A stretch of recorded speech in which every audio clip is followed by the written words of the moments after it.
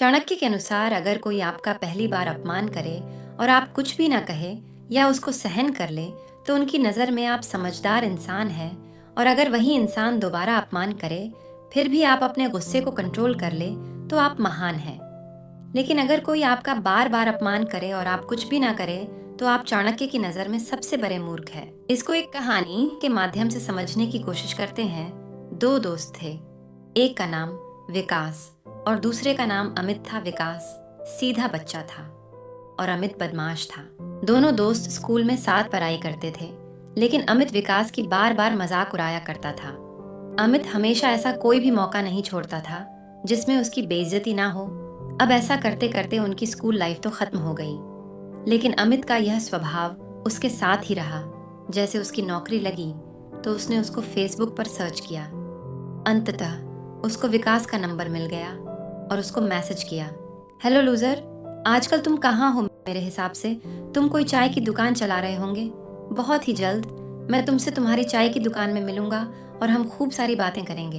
यह सुनकर विकास भी थोड़ा सा गुस्से में हुआ, लेकिन उसने अपनी प्रतिक्रिया को रोक लिया और उसको नज़रअंदाज करते हुए उस बात को भूल गया। शादी होने के बाद थोड़ा अमित का आत्मविश्वास बढ़ने लगा।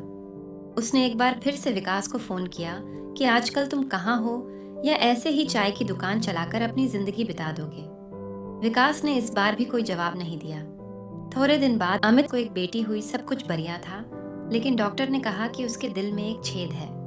इसका इलाज करने के लिए 50 से 60 लाख रुपए की ज़रूरत है। अमित की तो ऐसी की तैसी हो गई, क्योंकि ना तो उसके पास कोई लाखों रुपए वाली जॉब थी और ना ही उसके पास इतने रुपए थे जिससे वो इलाज करवा सके। मतलब कुल मिलाकर अमित की बस की बात नहीं थी। उसने डॉक्टर को मना कर दिया कि उससे ये सब व्यवस्था नहीं हो पाएगी। लेकिन अचानक एक दूसरे डॉक्टर ने केस को गंभीर मानते हुए ऑपरेशन फ्री में कर दिया और अमित को यह सुनकर बहुत खुशी हुई और इंतजार करने लगा कि कब ऑपरेशन खत्म होगा और कब वह अपनी बच्ची एवं उस डॉक्टर से मिल पाएगा। फाइनली इंतजार की घड़ी खत्म हुई और डॉक्टर विकास और उसकी बेटी अमित के सामने आ चुके थे। अमित की आंखें नम थीं और बेटी को लेने के बाद उस डॉक्टर के पैरों में गिर गया। आप समझ सकते हो कि ऐसा क्यों हुआ। जिस डॉक्टर ने ऑपरेशन किया था वह डॉक्टर विकास था, वहीं जिसका अमित पूरी जिंदगी मजाक उड़ाया करता था। अमित ने पैरों में गिरकर माफी मांगी, क्योंकि वो शर्मिंदा है अपनी हरकतों के ऊपर कि उसने जिस दोस्त की इतनी मजाक उड़ाई है वो आज काबिल है।